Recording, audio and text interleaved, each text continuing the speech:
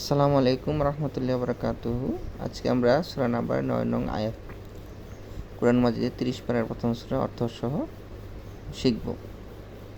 এখানে ওয়াজআলনা নাওমাকুম সুবাতা, আয়াতটি হচ্ছে ওয়াজআলনা নাওমাকুম সুবাতা।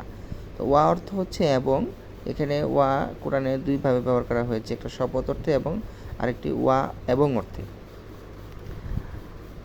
ওয়াল আসরি এটা শপথ অর্থে ব্যবহার করা হয়েছে, সময়ের শপথ। ওয়াল ফাজরি ফজরের শপথ। ওয়া তিনি তিনের শপথ। ও জাইতুনি জাইতুনের শপথ। এগুলা হচ্ছে শপথ অর্থের উদাহরণ। আর এখানে ওয়াজি আলনা, ওয়া অর্থ হচ্ছে এবং, আর যে আলা অর্থ হচ্ছে সে বানালো, এটা অতীতকালের ফর্ম। আর নুন আলি জবর না অর্থ হচ্ছে আমরা। আল্লাহ সুবহানাহু ওয়া তাআলা কোরআনে নিজেকে সমষ্টিগতভাবে বুঝিয়েছেন, সেজন্য নুন আলি জবর না অর্থ আমরা, এটা আল্লাহকে বোঝানো হয়েছে। এবং আল্লাহ বানিয়েছেন। নাওমুন অর্থ হচ্ছে ঘুম।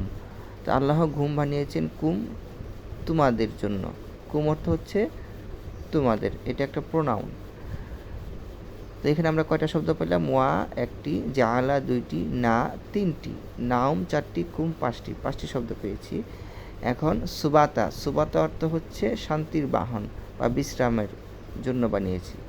তাহলে এখানে 6টি শব্দ অর্থ থেকে আমরা শিখলাম একটি আয়াত। এবং তোমাদের ঘুমকে ক্লান্তি ঘোচানোর উপায় বানিয়েছেন আল্লাহ। তো আশা রাখি সবাই বুঝতে পেরেছেন। আসসালামু আলাইকুম রহমতুল্লাহি ওয়া বারাকাতুহু।